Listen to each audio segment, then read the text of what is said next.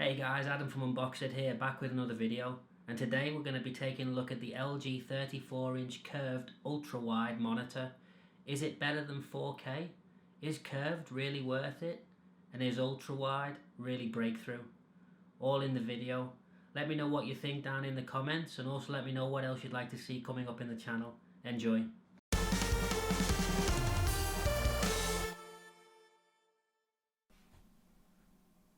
You've got to give credit to LG on the design of this monitor. Given its $1,000 price point, it's targeted at the very high end of the sector, and you'd expect it to have the look and feel of its price point, and for the most part it does. The monitor sits on top of a gorgeous chrome leg, and the back is champagne in colour, which is totally smooth, except for the stand mounting and a small I/O panel cover, with a sleek curve following that of the panel. Centred above the stand fixing is a silver coloured LG logo. It's got a clean, minimalist look, which may not be for everybody, but I certainly appreciate it. I can imagine this being used in executive offices, on the desks of creative professionals, and anybody who wants to give their setup a modern, classic design look. With the panel off, the bezel's invisible, and powered up you've got about 1 cm on the sides and top, and around 2 cm on the bottom. Panel thickness is about 1.5 cm, but it's larger at the bottom to house the connections and menu joystick.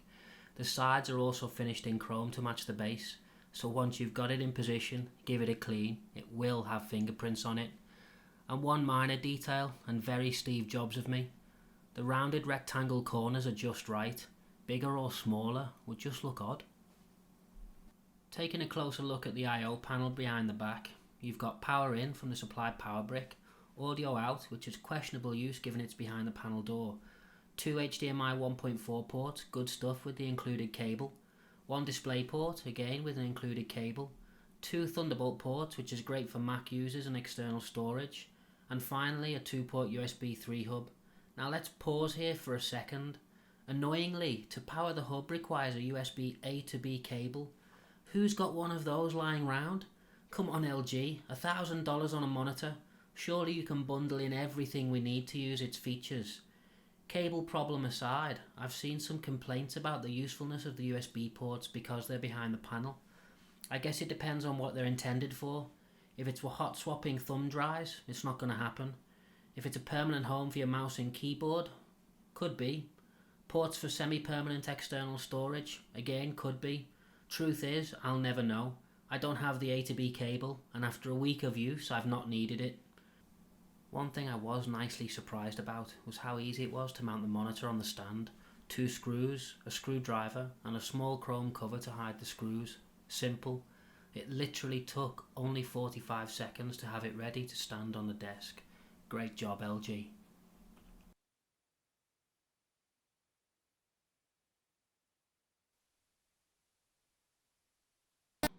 So the question is, what's it like to use this thing? And to answer that, I think you need to go to 3 more fundamental questions. 1. Is a curved screen worth it? 2. Is ultra-wide worth it? And 3. Is it better than 4K? On the first one, regarding it being curved, I'm yet to be sold on the whole curved screen is more immersive thing. I've been using it solidly for a week, and what I can tell you is, I don't notice it's curved. And when I glance to my TM panel just to the right, I do notice on that when I go from the middle to the edges, the colour does change slightly. Now, why doesn't it happen on the LG? Is it because it's curved or because it's an IPS? It's probably a little bit of both, and how much is due to one or the other I'm not too sure. Regarding ultra-wide, hell yes. You can just get so much more on the screen. 3 full-size web pages side by side with space to spare. Full Adobe workflow on one screen without needing to hide any features. It's a pleasure to use, and no scaling. 3440 by 1440 is a fantastic resolution. So is it better than a 4K display? Well, I think it's a lot more user friendly. There's no scaling needed to make things readable, and 4K really isn't that mainstream yet.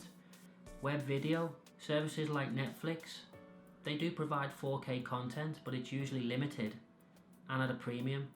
And I think it's fantastic that YouTube is embracing 4K for its creators, but is it really mainstream across most of its viewers? Probably not. And then there's 4K gaming. You need a very expensive rig to make 4K gaming playable at a decent frame rate, and by and large it's out of reach of most people. So I think the resolution that this comes in, which is 3440 by 1440, is a fantastic compromise and a lot more user friendly, and I would highly recommend it.